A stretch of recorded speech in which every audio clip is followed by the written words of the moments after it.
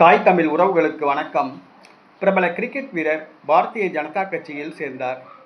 பிரபல கிரிக்கெட் வீரர் பாரதிய ஜனதா கட்சியில் சேர்ந்தார் என்ற தலைப்பில் இந்த காணொளியை நாம் காண்கிறோம்.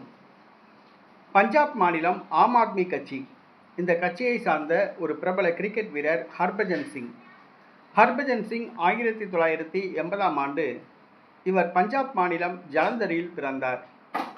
இவர் 98ஆம் ஆண்டு இந்திய அணிக்கு அறிமுகமானார். 13 ஆண்டு காலம் இந்திய அணிக்காக இவர் விளையாடியுள்ளார். பின்பு ஆம் ஆத்மி கட்சியில் இணைந்தார். இவர் ஒரு காவல்துறை அதிகாரி என்பது குறிப்பிடத்தக்கது.